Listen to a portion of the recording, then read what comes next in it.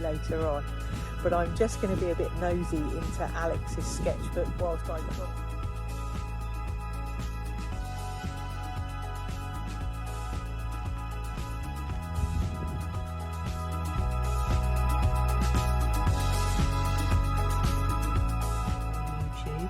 He does lots of nature journaling and has Hello creative souls, I thought I would do you a quick video. I always say that, don't I? But it is going to be just quick with this section of the video because I've already filmed part of the video, so I'm sort of going back in time but forward in time. Am I overthinking this timeline stuff? Probably. Anyway, I apologise now if you can hear any noise in the background. I have got my microphone on, but we've got a tractor cutting the grass at the back. I've just found these in the drawer. My mum bought them for me for Christmas, and they basically give you a flow of air around the neck, and it's really quite warm here today, and so yeah, it's lovely to have around your neck. So I don't think I'm going to be taking them off for this week because it's going to be hot all week. I went plein air painting. I met an artist called Alex Boon, who is also over here on YouTube. He does lots of nature journaling and has recently written 2 books, one about how to draw trees and one all about the river. You can pre-order them at the moment. I think they're out on the 22nd of July. You will see at some point during this video him talking about his books and how you can get hold of them. We had a really lovely afternoon down on the Jurassic Coast. It was hot, a bit like today. I overpacked. I like to take quite a lot of stuff, because you never know, you might need it, you might not. That's the joy of mixed media. But anyway, I shall get on with the video. We've got lots of house martins flying around here at the moment. We've got 4 nests around the eaves of our house. They come back every year. So I'll also put some footage in of these cute little house martins. They're just everywhere. It's just fabulous. Anyway, I shall crack on. I hope you enjoy this week's video.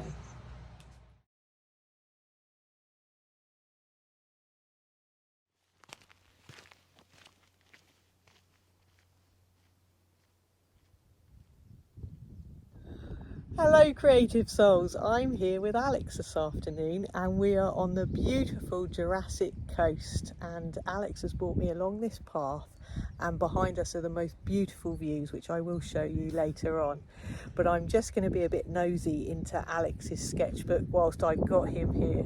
So Alex, would you be willing to share with us? Oh yes, nature journaling all the way. Fabulous, right. In which case we're going to sit down and I'm going to show you through Alex's sketchbook. Alex Boon has also got his own YouTube channel which I follow, and he teaches us lots of wonderful things about nature journaling. So today I've got my outdoor nature journal with me, and this one, it is a, if you're interested in materials, Midori cotton notebook. It has it's lovely kind of thin paper, great for pencil, great for coloured pencil. My favourite thing about it is that it gives you loads of pages. So this is the one that I take out. This is book 5 of many more from before I started these ones. Is that a soft cover one as well, Alex? Yeah, it's soft cover. I've got this, this is also by Midori, this fitted cover for it. And so I can put all my stickers and stuff on this and then change the journal on the inside. Yeah. So every time just switch it out. And it keeps it all nice and protected. I guess you take that out on the field with you, so it needs to be waterproof. It is, yeah. So it's that lovely plasticky stuff, and it's quite happy to be sort of laid on the ground in the on the path and stuff, and in the grass, and that's kind of okay. So yeah, it's sort of covered in stickers and things. I love a sticker. Things, Wild Wonder. Oh, I love that. For Wild Wonder. Yeah, so in here, this is, unlike what you do, it's not really so much about creating art. It's about observing and recording what's around you. So what I tend to do is I'll say this one started in September last year, write the month and the date, location, tend to put the time and something about what the weather's doing. So today I'll just put something like glorious sunshine.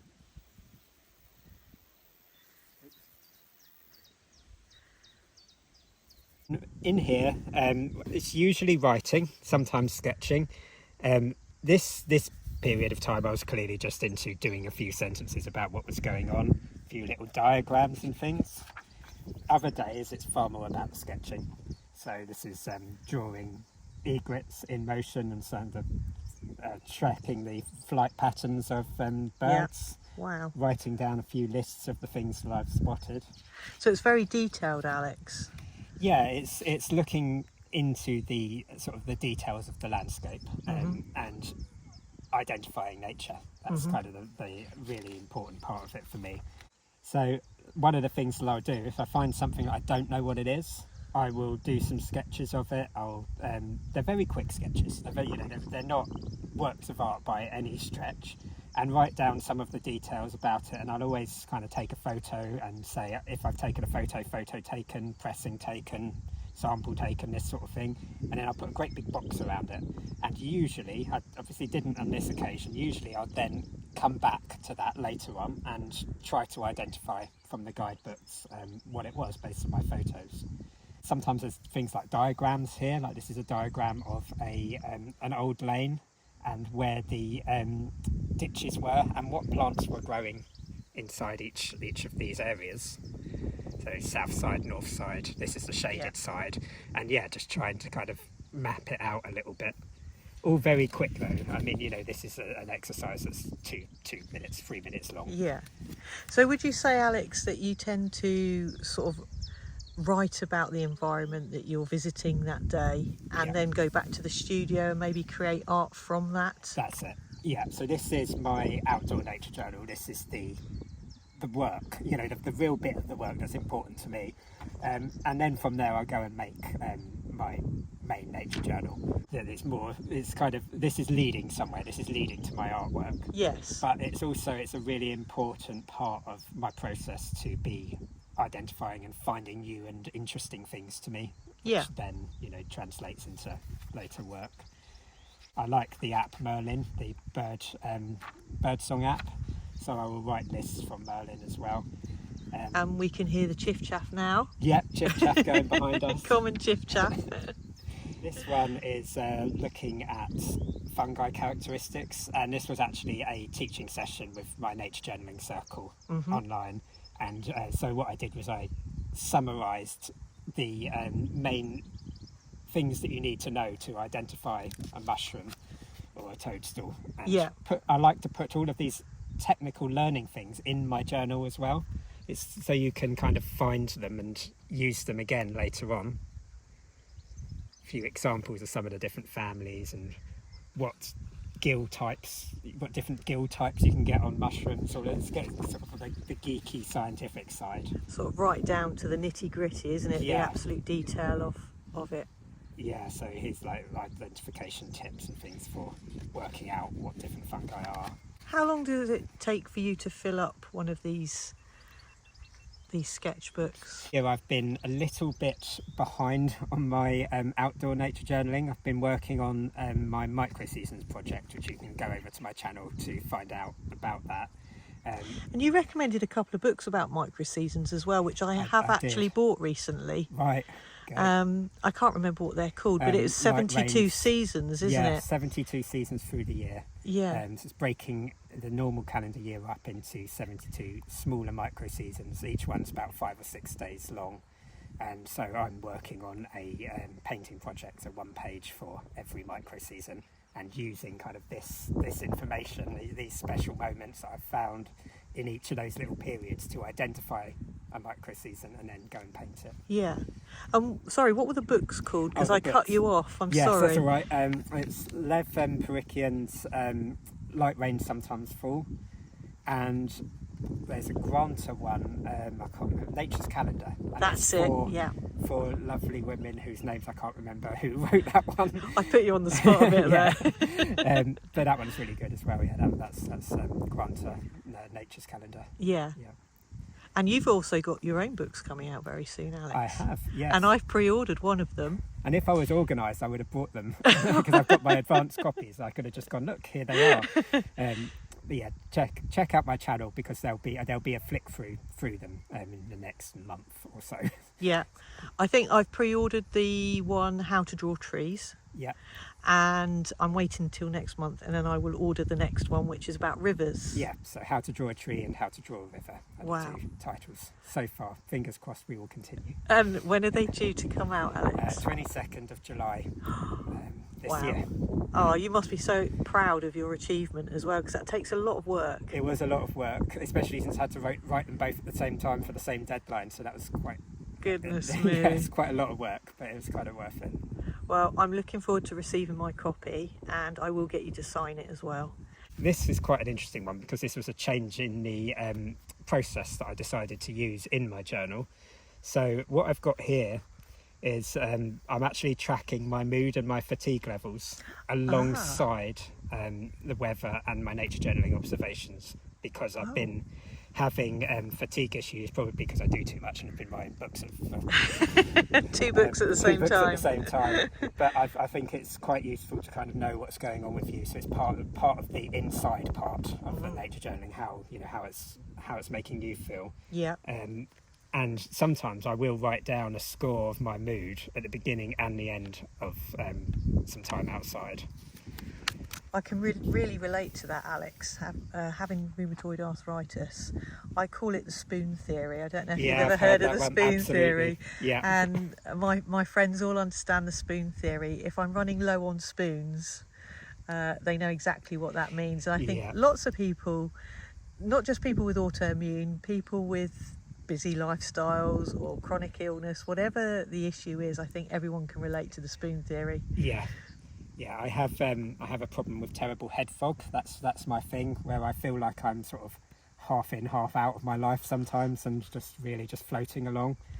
So I score that in here and sort of just see how it's changing, because it does tend to be better the more time I'm spending away from computer desks and stress and things. So and out in nature. Obvious. Yeah, it's the obvious. The brain fog and that side, my fatigue and my mood are totally different, totally different things. So I score my mood out of 5 with these boxes, and I score my fatigue levels out of 5 with just a number here. And then I started using weather symbols as well. Yeah. So as you kind of go through here, you start to see the kind of little rating systems and little bits of weather. And this was also when I got my Polaroid printer, so I've got stickers. I've got me and my studio friend Anna doing the river monitoring, which we do outside our studio. Once a month we look after the river there, sort of monitoring surveys. And I like to put the birds and everything. Nice photo with my big camera, and print them out and stick those in as well. And is that the chiff chaff? It is the chiff chaff, it's the one we can hear. Yeah. That is a cute little bird, isn't it? Yeah, they're fantastic. And I think this was in January, so it was either... They do overwinter down here on the coast because we're a little bit warmer than the rest of the country. Yeah. So this is probably an overwintering one. But yeah, so this kind of goes on and on in here. I do a lot of these little things like these little boxed sketches, very, very fast. That's the main thing. I work quite quickly when I'm outdoors. It's almost trying to pack everything in. There's so much that I kind of want to get as much as possible on a page. And I'm also gathering photos and sketches and information that will then translate into my actual artistic nature journal back in the studio. Yeah. I like the fact that it's related to health as well. Yeah, it is. And how you feel. It's very personal. Everybody's nature journal is personal to them. And, I'm constantly changing pages up and doing something a little bit different year after year. But, I've been doing this for nearly 10 years. So I'm in my 9th year now. Yeah. So, it's kind of a process that evolves, and it's a personal process for each of us. But I think today, while Claire's painting, I'm going to be wandering around here and doing a little bit of nature journaling on this spread here. And it's just absolutely beautiful down here today. on the Jurassic Coast. The colours are absolutely stunning. We can hear lots of different birds. Alex has already identified lots of flora and fauna on the walk down here, and it's an absolute pleasure to be with Alex. He sees so many things that you wouldn't normally see whilst you're walking the woodland paths. His eye for detail is absolutely amazing, and he's taught me so much this afternoon already.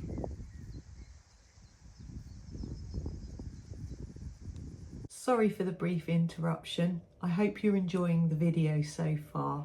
This is a quick message to ask that you give me a like, leave me a comment, and if you haven't already, please subscribe. And I'd really appreciate it if you can make it to the end of this video. It really helps with my views. Thank you so much. Enjoy.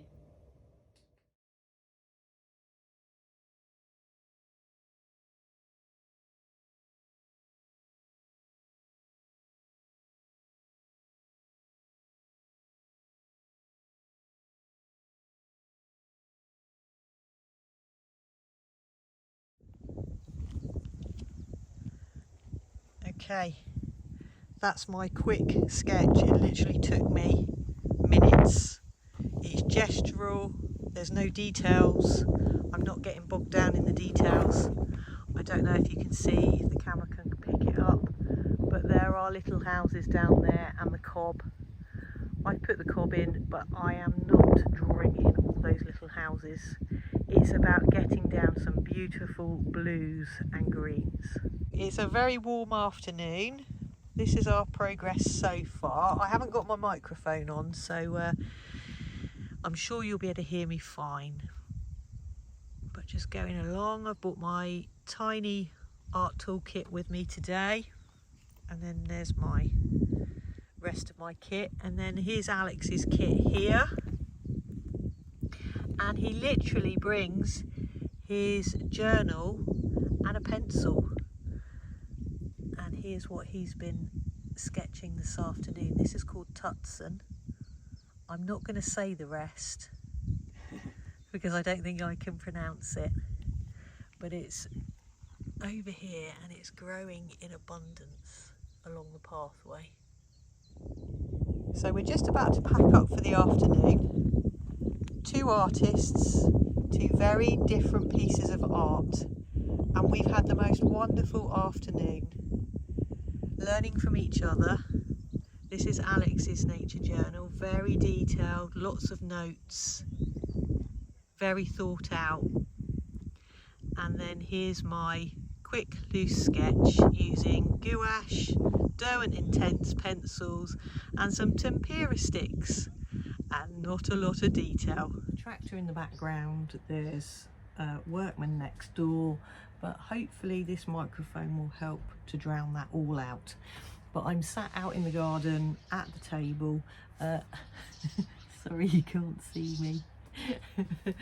But you don't need to see me for this bit. So what I took with me was my Dilutions Ranger sketchbook, nice square sketchbook with smooth pages. I also bought myself one of these, which is like a little seat pad. So depending on where you are, it's comfortable on your bottom. I didn't actually use it, but I think I will do in the future, especially maybe down in Cornwall, on the rocky bits. I say it every time, but sun cream, especially for the tops of your ears, backs of your neck. I took a water bottle with me. More importantly, is what's in this travel kit. So I took my trusty travel kit with me. This is my bigger pencil case. And in here, I took 12 colours with me. I took my Posca pen, I took a black Caran d'Ache, is that Caran? No, sorry, Faber-Castell Polychromos pencil. I took a Micron pen, size 8.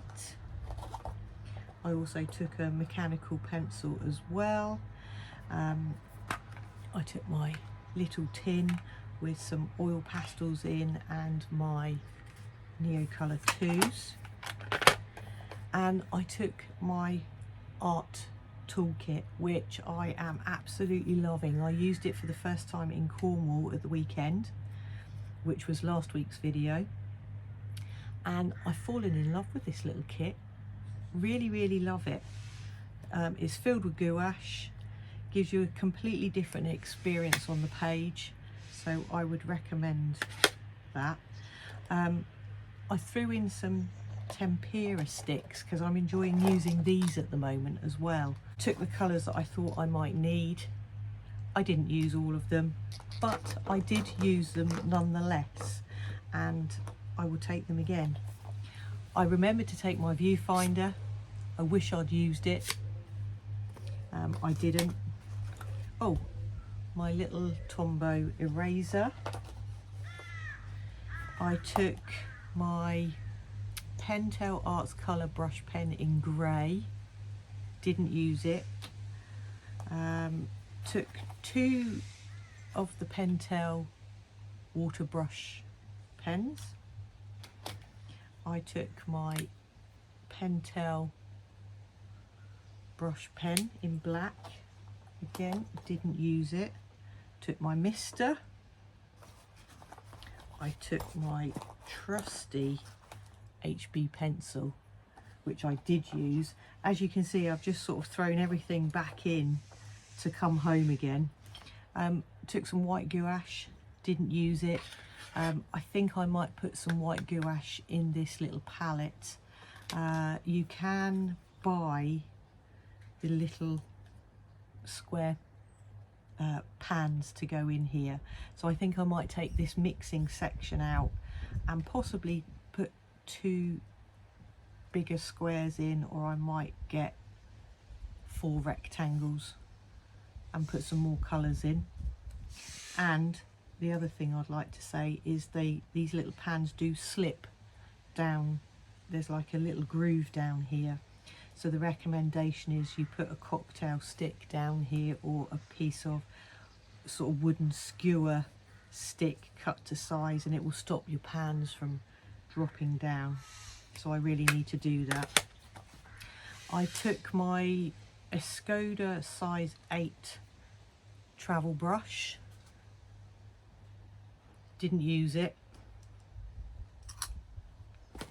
I took my water pots. Again, didn't use it because I had my brush pens.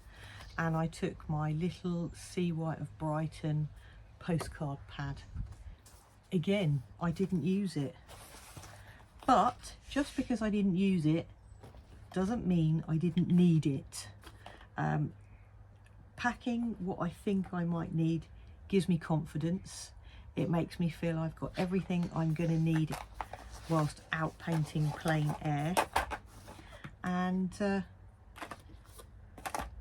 so my advice to you is, obviously I'm carrying it in a rucksack, so if you struggle with carrying anything too heavy, you would have to pack lighter. I did okay. We did a lovely little walk before we stopped. Alex has got a real keen eye for detail. Let me just move you up. There we go. He's got a real keen eye for detail, so we spotted a lot of things along the way. We saw a jaybird. What else did we see? Various orchids. We saw a slow worm. He wasn't looking too good, unfortunately. He was a bit past it. Alex spotted all of these things. It just makes me think maybe I need to slow down and just observe more, and in doing that, that will help me with my sketches. We had the Merlin app on our phones as well, and it was wonderful because we had a chiff chaff in the background the whole time we were painting and sketching. So much.